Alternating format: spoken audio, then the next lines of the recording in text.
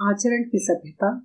लेखक सरदार पूरण सिंह। परिश्रम, प्रेम और सरल व्यवहार ही आचरण का पैमाना है। यदि कोई व्यक्ति ऐसा आचरण करता है तो वह दूसरों को प्रभावित अवश्य करता है। ऐसा व्यक्ति यदि अपने मुख से कुछ भी नहीं कहता तो भी उसके चुप रहने से, उसके आचरण से दूसरों पर सकारात्मक प्रभाव अवश्य पड़ता है और नए नए विचार आते हैं। आचरण से हमारा व्यवहार प्रभावित होता है तो व्यवहार से सामाजिक प्रतिष्ठा बढ़ती है। अच्छे व्यवहार तथा अच्छे आचरण से अद्भुत असीम सुख मिलता है और आनंद की अनुभूति भी होती है। आचरण से ही मानव जीवन सार्थक होता है। इन्हीं से मानवता को जन्म मिलता है।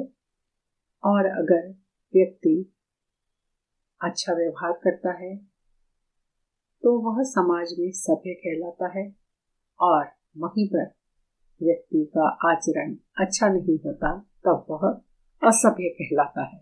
जिस तरह से एक व्यक्ति दूसरों के प्रति व्यवहार करता है वही उसका आचरण कहलाता है, वही उसका आचरण होता है। और आचरण से अभिप्राय उस क्रियाकलाप और मनोवृत्ति से है जो हम अपने प्रति अपनाते हैं। हम चाहते हैं कि जो दूसरा व्यक्ति हमारे साथ आचरण करे वही आचरण हमें करना चाहिए। वही सभ्य व्यक्ति के आचरण कहलाते हैं, वही आचरण की सभ्यता होती है। लेखक कहते हैं, विद्या, कला, कविता, साहित्य, धन और राजस्व, अर्थात कितना भी आपने ज्ञान अर्जित कर लिया हो, बहुत सारी कलाएं आती हैं, साहित्य की रचना करते हैं, बहुत सारी धन संपत्ति आपके पास है, लेकिन आचरण की सभ्यता अधिक ज्योतिषमती है। अर्थात आचरण की सभ्यता इन सब से अधिक चमकदार है।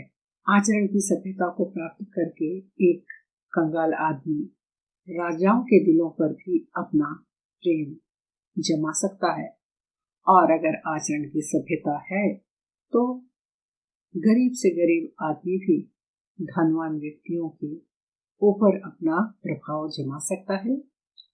इस सभ्यता के दर्शन से कला और साहित्य, संगीत की अद्भुत सिद्धि प्राप्त होती है। और अगर आचरण का दर्शन आपने समझ लिया तो कोई भी कार्य बहुत आसानी से सिद्धि के रूप में प्राप्त की जा सकती है। चाहे और आचरण की सभ्यता से राग अधिक मधुर हो जाता है और साहित्य, संगीत की अद्भुत सिद्धि प्राप्त होती है। शिव नेत्र खुल जाता है, चित्रकला, मौन राग आलापने लगती है। ये सारी जितनी भी कलाएं हैं वे सभ्य आचरण होने के कारण सिद्धि को प्राप्त कर लेती है। आचरण की सभ्यता में भाषा का सदा मौन रहती है, और आचरण की सभ्यता उसके लिए कोई भाषा नहीं होती, वह मौन रहती है। उसे हम शब्दों में नहीं बता सकते, वह केवल आचरण से ही समझ में आता है। इसके लिए आगे लेखक बोलते हैं कि मृदु वचनों की मिठास में आचरण की सभ्यता मौन रूप से खुल जाती है। कि अगर कोई मीठे वचन बोलता है, अच्छी से नम्रता पूर्वक बात करता है, तो वह जो उसका बात करने का तरीका है वह तरीका आचरण कहलाता है, और वही शब्द बन जाते हैं। नम्रता, दया, प्रेम और उदारता सबके सब सभ्याचरण की भाषा में मौन व्याख्यान है।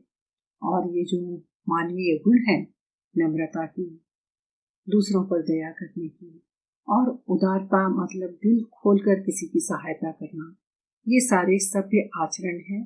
और ये सारे कार्य ही, ये सारी भावनाएं ही, यह गुण ही आचरण की भाषा बन जाते हैं। मनुष्य के जीवन पर मौन व्याख्यान का प्रभाव चिरस्थायी होता है और उनकी आत्मा का एक अंग हो जाता है। और आचरण का कोई रंग नहीं होता है, ना कोई देश या प्रदेश की सीमा होती है, ना ही कोई जाति धर्म का बंधन होता है। यह आचरण सीमाहीन है, कहीं से कहीं तक भी जा सकता है और वह किसी तरह के बंधनों में नहीं रहता है। आगे लेखक कहते हैं कि वह भाषण क्या, वह व्याख्यान ही क्या, वह जिसने हृदय की धुन को, मन के लक्ष्य को नहीं बदल दिया। अर्थात ऐसी बातें अगर हम सुनते हैं जिससे हमारे मन, लक्ष्य, हृदय को प्रभावित नहीं कर पाते तो वे बातें व्यर्थ होती है। जैसे चंद्रमा की मंद मंद हंसी का, तारागण के कटाक्ष, पूर्ण प्राकृतिक मौन या व्याख्यान का प्रभाव किसी की कवि के दिल में घुस कर देखो। लेखक बोलते हैं कि चंद्रमा जब वह आकाश में रहता है तो वह मंद मंद हंसता है और तारागण उस पर कटाक्ष करते हैं, और यह व्याख्यान कोई कवि हृदय ही समझ सकता है। वैसे ही कमल और नरगिस में नयन देखने वाले नेत्रों से पूछो कि मौन व्याख्यान की प्रभुता कितनी दिव्य है। और वही बात लेखक बोलते हैं यहाँ पर कि कमल के फूल को और नरगिस के फूल को किसी की आंखों की, सुंदरी की आंखों की उपमा दे देना, यह कोई कवि हृदय ही कर सकता है। आचरण वाला व्यक्ति ही ऐसी सुंदरता प्रकृति की देख पाता है, क्योंकि यह सुंदरता जो है वह व्यक्त करने के लिए भी, समझने के लिए भी भाषा जो होती है वो शब्द रहित होती है। क्योंकि प्रेम की भाषा नेत्रों की भाषा हो जाती है। प्रेम में आंखों में चमक आ जाती है, कपोलों की अर्थात गालों पर लाली आ जाती है। मस्तक की भाषा माथा, चमक उठता है, और नेत्रों, गालों और माथे की कंपन ही प्रेम की भाषा है। लेकिन इसके कोई शब्द नहीं होते। जीवन का तत्व भी शब्द से परे है। सच्चा आचरण, प्रभावशील, अचल स्थिति, संयुक्त आचरण न तो साहित्य लंबे व्याख्यानों से गढ़ा जा सकता है। और वे कहते हैं कि ये जो आचरण के गुण हैं वे शब्दों में, भाषणों में न तो लिखे जा सकते हैं और न ही बांधे जा सकते हैं। यह हर व्यक्ति को अपने आप में धारण करना पड़ता है। आगे वे कहते हैं कि जीवन के अरण्य में घुसे हुए पुरुष के हृदय पर प्रकृति और मनुष्य के जीवन में मौन व्याख्यानों के यत्न से सुनार के छोटे हथौड़े की मंद मंद चोटों की तरह आचरण का रूप प्रत्यक्ष होता है। और लेखक कहते हैं इसका अर्थ इस प्रकार है कि जीवन के अरण्य, अरण्य मतलब जंगल में अगर कोई पुरुष घुस जाता है और उसके हृदय पर प्रकृति का प्रभाव पड़ जाता है तो मनुष्य के जीवन के मौन व्याख्यानों के यत्न से जैसे सुनार अपने छोटे से हथौड़े से धीरे धीरे हल्की हल्की चोट करके सुंदर आभूषण बना देता है, वैसे ही मनुष्य आचरण का रूप प्रत्यक्ष होता है। अर्थात आचरण को धारण करना यह एक धीमी धीमी और लंबी प्रक्रिया है जिसे अभ्यास से हम अपने जीवन में उतार सकते हैं, और उतारने के बाद, जीवन को आचरित करने के बाद जीवन बहुत सरल हो जाता है। वे कहते हैं कि बर्फ का दुपट्टा बांधे हुए हिमालय इस समय तो अति सुंदर, अति ऊंचा और गौरवान्वित मालूम होता है, परंतु प्रकृति ने अगणित शताब्दियों के परिश्रम से रेत का एक एक परमाणु समुद्र के जल में डुबो कर और उनको अपने विचित्र हथौड़ों से सुडौल करके इस हिमालय के दर्शन कराए हैं। अर्थात लेखक कहते हैं कि जो हम हिमालय पर्वत देखते हैं जो बर्फ से ढका हुआ है, वह ऐसा लगता है जैसे बर्फ का दुपट्टा बांधे हिमालय खड़ा है। लेकिन हिमालय बनने के लिए, यह ताज पहनने के लिए उसे कितने कष्ट सहने पड़े और कितने कष्ट सहकर वह ऐसा खड़ा हुआ है। आचरण की प्रक्रिया आसान नहीं होती, लेकिन आचरण धारण कर लेने पर जीवन बहुत सरल हो जाता है। यह लेखक संदेश देना चाहते। आचरण की सभ्यता को समझाने के लेखक ने यहाँ पर बहुत सुंदर तरीके से उदाहरण देकर समझाया है कि पुष्प की कोमल पंखुड़ी के स्पर्श से किसी को रोमांच हो जाए, जल की शीतलता से क्रोध और विषय वासना शांत हो जाए, बर्फ के दर्शन से पवित्रता आ जाए, सूर्य की ज्योति से नेत्र खुल जाए, परंतु अंग्रेजी भाषा का व्याख्यान चाहे कार्लायल ही का लिखा हुआ क्यों ना हो, वह बनारस के पंडितों के लिए राम रौला ही है। अर्थात अगर हम बात को नहीं समझते, तो तथ्य को नहीं समझते, तो कितने भी बड़े व्याख्यान दिए जाएं, कितना ही कुछ समझाने का प्रयास किया जाए, वह सब बेकार हो जाता है। इसी तरह न्याय और व्याकरण की बारीकियों के विषय में पंडितों के द्वारा की गई चर्चाएं और शास्त्रार्थ संस्कृत ज्ञानहीन पुरुषों के लिए स्टाम इंजन के फफ फफ शब्द अधिक अर्थ नहीं रखते। तो वो बोलते हैं कि अगर भावनाएं जिस किसी को समझ में नहीं आती, तथ्य समझ में नहीं आते, तो उनके आगे कितना भी व्याख्यान देना बेकार होता है। यदि आप कहें कि व्याख्यानों द्वारा उपदेश धर्म चर्चा द्वारा कितने ही पुरुष और नारियों के हृदय पर जीवन व्यापी प्रभाव पड़ा है, अर्थात कितने ही उपदेश सुने जाते हैं, व्याख्यान सुने जाते हैं, धर्म स्थलों पर होते रहते हैं, लोग बैठकर उसे सुनते रहते हैं, लेकिन वे एक कान से सुनते हैं, दूसरे से निकाल देते हैं, उनका जीवन पर कोई फर्क नहीं पड़ता। तो उत्तर यह है कि प्रभाव शब्द का नहीं पड़ता, प्रभाव तो सदाचरण का ही पड़ता है। अर्थात शब्दों का कोई प्रभाव नहीं पड़ता, लेकिन आचरण का प्रभाव दूसरों पर अवश्य पड़ता है। साधारण उपदेश तो हर गिरजे, मठ और मंदिर मस्जिद में दिए जाते हैं, परंतु उनका प्रभाव हम पर तब पड़ता है जब गिरजे का पादरी स्वयं ईसा होता है, अर्थात वह आचरण वाला व्यक्ति हो, तो ही हमें उसकी बातों का हम पर प्रभाव पड़ता है। अर्थात शब्दों का कोई प्रभाव नहीं पड़ता, प्रभाव पड़ता है आचरण का।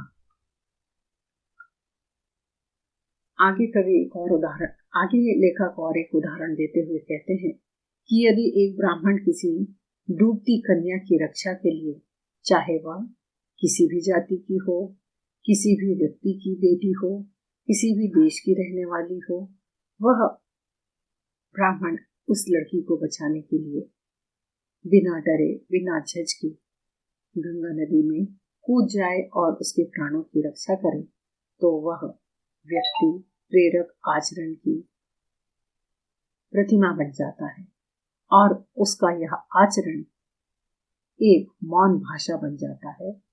उसके लिए जाति, धर्म, काल, समय कोई मायने नहीं रखता।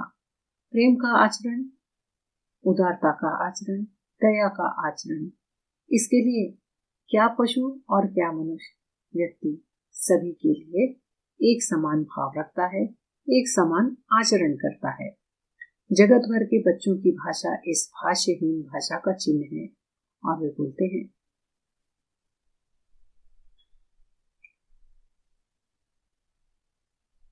दूसरा उदाहरण देते हुए आगे लेखक एक शिकारी और एक गरीब किसान का उदाहरण देते हैं और बहुत अच्छी तरीके से इसमें समझ में आता है कि आचरण क्या कहलाता है।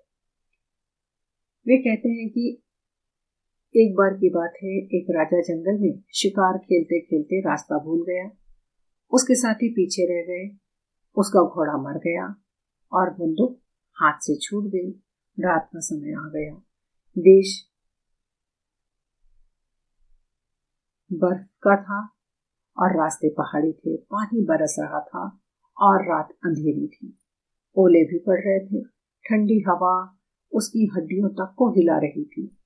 प्रकृति ने इस घड़ी इस राजा को अनाथ बालक से अधिक बेसरोसा मान कर दिया और ऐसी हालत में वह जो राजा था वह एक अनाथ बच्चे के समान हो गया। उसके पास अपने आप को बचाने के लिए कोई भी रास्ता न था, कोई भी सामान न था।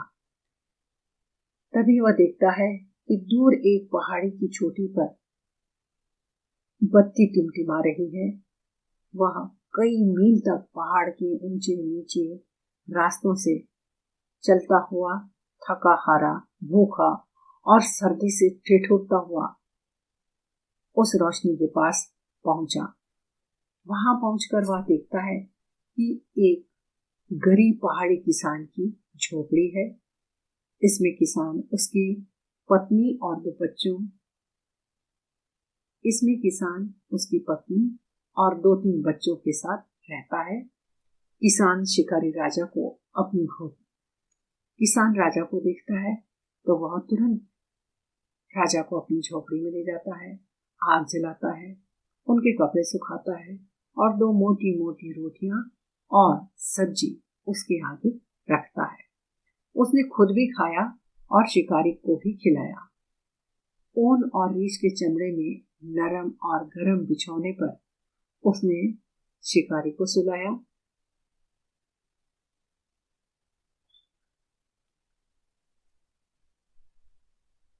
और स्वयं किसान बिना बिस्तर के भूमि पर ही सो गया। धन्य है तू, हे मनुष्य, तू ईश्वर से क्या कम है। तू भी तो पवित्र और निष्काम रक्षा का करता है। और राजा के मन में भाव आते हैं कि भगवान तो धन्य है। और हे मनुष्य, राजा के मन में विचार आते हैं। वह कहता है मन ही मन, हे मनुष्य, तू धन्य है, तू भगवान से कम है। तू भी तो पवित्र और निष्काम की रक्षा करता है। तूने भी तो पवित्र भाव से और बिना स्वार्थ के मेरी रक्षा की। तू भी विपत्ति में पड़े लोगों का उद्धार किया। तूने आज विपत्ति में पड़े इस व्यक्ति का उद्धार किया। तो हम देखते हैं कि यहाँ पर किसान का आचरण किस प्रकार महान है। शिकारी कई रूसों का जार हो क्यों न हो इस समय तो। और अगर हम देखें तो जो शिकारी राजा था वो उसके पास कई सारी धन संपत्ति विरासत होगी, लेकिन इस समय तो वह एक रोटी और गर्म बिस्तर पर अग्नि की एक चिंगारी और टूटी छत पर उसकी सारी राजधानियां बिक गई। और इस किसान के आचरण के आगे राजा का सब कुछ बहुत छोटा हो गया। अब यदि वह अपना सारा राज्य भी उस किसान को दे दे, उसकी अमूल्य रक्षा के मोल में देना चाहे तो भी वह तुच्छ है। यदि वह अपना दिल भी देना चाहे तो भी तुच्छ है। आप उस निर्धन और निरक्षर पहाड़ी किसान की दया और उदारता के मर्म के मौन व्याख्यान देखो। और लेखक ने यही बताया है कि वह जो एक निर्धन और बिना पढ़ा लिखा पहाड़ी किसान था, उसमें जो दया और उदारता के भाव थे, वही प्रेम के आचरण के मौन व्याख्यान है, बिना शब्द का लेख है।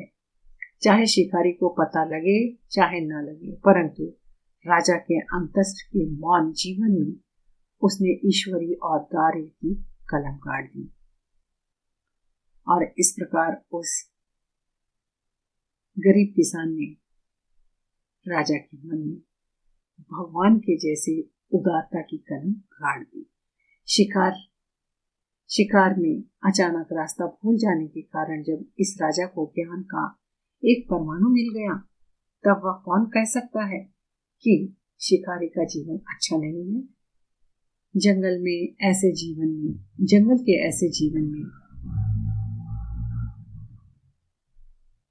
के ऐसे जीवन में इसी प्रकार के व्याख्यानों से मनुष्य का जीवन शैने नया रूप धारण नहीं करता।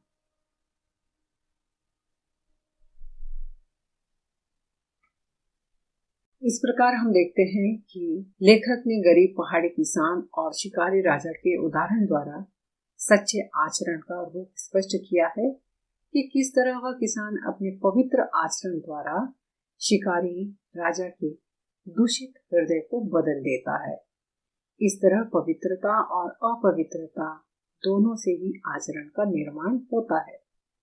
भले बुरे विचार आचरण को बनाने में सहायक होते हैं, जैसे उन्होंने उदाहरण दिया मैरी मैडलिन का कि वह अगर दुराचरण नहीं करती तो लोग उसे भगवान के पास नहीं ले जाते और वह एक पवित्र माता नहीं बनती। दूसरा उदाहरण उन्होंने दिया है कि ध्रुव की माता ने अटल बनाने में सहायता की है। तो हम देखते हैं कि पवित्र को बनाने के लिए अपवित्र का भी उतना ही सहयोग होता है। बाह्य जगत के व्यापार सदैव अंतरात्मा को प्रभावित किया करते हैं और जो कुछ भी हमारे चारों ओर घटता रहता है वह हमें अपना आचरण बनाने के लिए प्रभावित करते हैं और उन प्रभावों से ही आचरण का निर्माण होता है। अच्छे अच्छे धार्मिकों, महात्माओं और ऋषियों की बातें तभी हमारे मन को छूती हैं जब हम उनके से आचरण करने लगते हैं, अर्थात वे जैसा कहते हैं या वे जैसा करते हैं उनका आचरण देखकर हम भी उसका अनुसरण करने लगते हैं। कोई भी धर्म संप्रदाय आचरणहीन व्यक्तियों के लिए कल्याणकारी नहीं होता। अगर हमारे समाज में आचरणहीन व्यक्ति हैं तो वह समाज के लिए कल्याणकारी नहीं हो सकते, वे समाज का भला नहीं कर सकते। आचरण वाले व्यक्तियों के लिए कल्याणकारी नहीं हो सकते और ऐसे आचरणहीन व्यक्ति आचरण वाले व्यक्तियों को भी खराब कर देते हैं। आचरण वाले व्यक्तियों के लिए सभी धर्म संप्रदाय कल्याणकारी होते हैं और जो आचरण वाले व्यक्ति होते हैं उनके लिए धर्म, जाति, संप्रदाय किसी का बंधन नहीं होता है। वे सबके लिए कल्याणकारी होते हैं, वे मानवता के पुजारी होते हैं। लेखक ने इसी कारण आचरण के विकास को जीवन का परम उद्देश्य बतलाया है और वे कहते हैं कि आचरण का विकास जो है वो धीरे धीरे होता रहता है।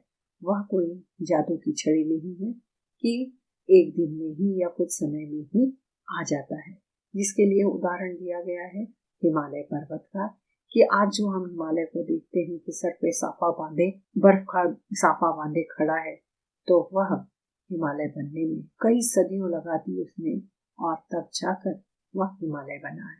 इसी प्रकार हमारे आचरण का विकास करने के लिए भी एक गति होती है और वह जीवन का परम उद्देश्य अगर हम बना लेते हैं तो हमारा जीवन भी चमकदार बन सकता है। आचरण के विकास के लिए शारीरिक, मानसिक और आध्यात्मिक सामग्री जुटाने पर बल दिया है। निष्कपट एवं सतत परिश्रमी किसान को अच्छे आचरण वाला माना है और यहाँ हम देखते हैं कि वह किसान है जो अनपढ़ है लेकिन वह एक परिश्रमी किसान है, निष्कपट है, उदार है, जिसके कारण वह एक अच्छे आचरण वाला व्यक्ति साबित होता है। लेखक का स्पष्ट विचार है कि केवल धर्म किसी जाति को उन्नत नहीं बनाता कि कोई किसी धर्म में पैदा हुआ है, केवल उस धर्म में जन्म लेने से वह उन्नत, वह विकसित, वह अच्छा व्यक्ति नहीं बन जाएगा, बल्कि कठोर जीवन, परिश्रम, खोज और सतत अभ्यास, लगातार अभ्यास करते रहने से जाति को उन्नत बना सकता है। साथ ही संसार में हमेशा परिश्रम ही आचरण का स्वर्ण हाथ आता है और अगर हम हमेशा लगातार परिश्रम करते रहते हैं तो आचरण रूपी स्वर्ण हमारे हाथ लगता है। आलसी आचरण की सभ्यता को कभी भी आलसी व्यक्ति आचरण की सभ्यता को प्राप्त नहीं कर पाते। आचरण की प्राप्ति केवल स्वप्न देखने से नहीं होती, अपितु बल्कि लगातार मेहनत करना पड़ती है। धर्म पुस्तकों से कुछ नहीं होता और न आडंबरों से शुद्ध आचरण की प्राप्ति होती है। अर्थात केवल धर्म की बड़ी बड़ी पुस्तकें रख लेने से, उसे दिन रात पढ़ते रहने से और दिखावा करने से आचरण की शुद्धि नहीं होती है। इसलिए पहले प्राकृतिक सभ्यता को प्राप्त करो। प्राकृतिक सभ्यता अर्थात मानसिक सभ्यता, और मानसिक सभ्यता से ही व्यक्ति को आचरण की सभ्यता प्राप्त होती है। इस आचरण की सभ्यता को प्राप्त होते ही शारीरिक, मानसिक एवं आध्यात्मिक सभी कष्ट दूर हो जाते हैं। इसी प्रकार अंत में लेखक कहते हैं कि आपसी झगड़ा, ईर्ष्या, द्वेष, ऊंच नीच की भावना आदि का भेद समाप्त हो जाएगा, मानवीय गुण की स्थापना होगी और सब दूर प्रेम और एकता का अखंड राज्य स्थापित हो जाएगा और यही आचरण की सभ्यता है। इसे ही लेखक ने आचरण की सभ्यता कहा है और इसके साथ ही बहुत सुंदर, बहुत सारगर्भित संदेश हमें दिया है। इस प्रकार हम देखते हैं कि लेखक ने गरीब पहाड़ी किसान और शिकारी राजा के उदाहरण द्वारा सच्चे आचरण का रूप स्पष्ट किया है कि किस तरह वह किसान अपने पवित्र आचरण द्वारा शिकारी राजा के दूषित हृदय को बदल देता है। इस तरह पवित्रता और अपवित्रता दोनों से ही आचरण का निर्माण होता है। भले बुरे विचार आचरण को बनाने में सहायक होते हैं, जैसे उन्होंने उदाहरण दिया मैरी मैडलिन का कि वह अगर दुराचरण नहीं करती तो लोग उसे भगवान के पास नहीं ले जाते और वह एक पवित्र माता नहीं बनती। दूसरा उदाहरण उन्होंने दिया है कि ध्रुव की विमाता ने, सौतेली माता ने ही उन्हें अटल बनाने में सहायता। तो हम देखते हैं कि पवित्र को बनाने के लिए अपवित्र का भी उतना ही सहयोग होता है।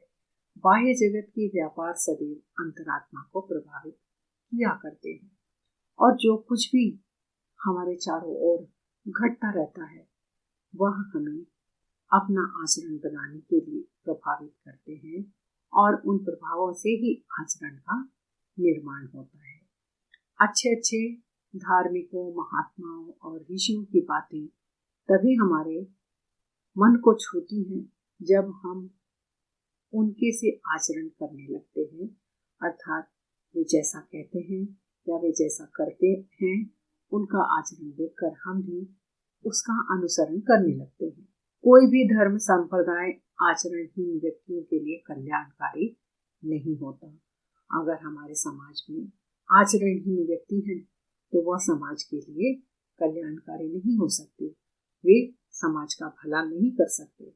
आचरण वाले व्यक्तियों के लिए कल्याणकारी नहीं हो सकते और ऐसे आचरणहीन व्यक्ति आचरण वाले व्यक्तियों को भी खराब कर देते हैं। आचरण वाले व्यक्तियों के लिए सभी धर्म संप्रदाय कल्याणकारी होते हैं और जो आचरण वाले व्यक्ति होते हैं उनके लिए धर्म, जाति, संप्रदाय किसी का बंधन नहीं होता है। वे सबके लिए कल्याणकारी होते हैं, वे मानवता के पुजारी होते हैं। लेखक ने इसी कारण आचरण के विकास को जीवन का परम उद्देश्य बतलाया है और वे कहते हैं कि आचरण का विकास जो है वो धीरे धीरे होता रहता है। वह कोई जादू की छड़ी नहीं है कि एक दिन में ही या कुछ समय में ही आ जाता है, जिसके लिए उदाहरण दिया गया है हिमालय पर्वत का कि आज जो हम हिमालय को देखते हैं कि सर पे साफा बांधे, बर्फ का साफा बांधे खड़ा है, तो वह हिमालय बनने में बहुत कई सदियों लगा दी उसने और तब जाकर वह हिमालय बना है। इसी प्रकार हमारे आचरण का विकास करने के लिए भी एक गति होती है और वह जीवन का परम उद्देश्य अगर हम बना लेते हैं तो हमारा जीवन भी चमकदार बन सकता है। आचरण के विकास के लिए शारीरिक, मानसिक और आध्यात्मिक सामग्री जुटाने पर बल दिया है। निष्कपट एवं सतत परिश्रमी किसान को अच्छे आचरण वाला माना है और यहाँ हम देखते हैं कि वह किसान है जो अनपढ़ है, लेकिन वह एक परिश्रमी किसान है, निष्कपट है, उदार है, जिसके कारण वह एक अच्छे आचरण वाला व्यक्ति साबित होता है।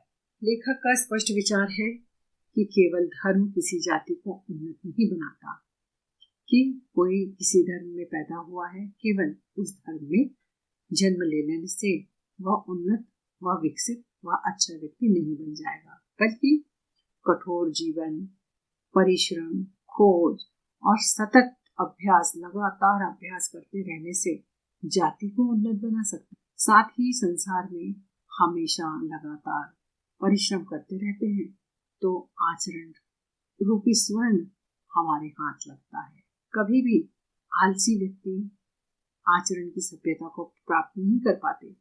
आचरण की प्राप्ति केवल स्वप्न देखने से नहीं होती, अपितु बल्कि लगातार मेहनत करना। धर्म पुस्तकों से कुछ नहीं होता और न आडंबरों से शुद्ध आचरण की प्राप्ति होती है। अर्थात केवल धर्म की बड़ी बड़ी पुस्तकें रख लेने से, उसे दिन रात पढ़ते रहने से और दिखावा करने से आचरण की शुद्धि नहीं होती है। इसलिए पहले प्राकृतिक सभ्यता को प्राप्त करो। प्राकृतिक सभ्यता अर्थात मानसिक सभ्यता, और मानसिक सभ्यता से ही व्यक्ति को आचरण की सभ्यता प्राप्त होती है। इस आचरण की सभ्यता को प्राप्त होते ही शारीरिक, मानसिक एवं आध्यात्मिक सभी कष्ट दूर हो जाते हैं। इसी प्रकार अंत में लेखक कहते हैं कि आपसी झगड़ा, ईर्ष्या, द्वेष, ऊंच नीच की भावना आदि का भेद समाप्त हो जाएगा, मानवीय गुण की स्थापना होगी और सब दूर प्रेम और एकता का अखंड राज्य स्थापित हो जाएगा। और यही आचरण की सभ्यता है। इसे ही लेखक ने आचरण की सभ्यता कहा है और इसके साथ ही बहुत सुंदर, बहुत सारगर्भित संदेश हमें दिया है।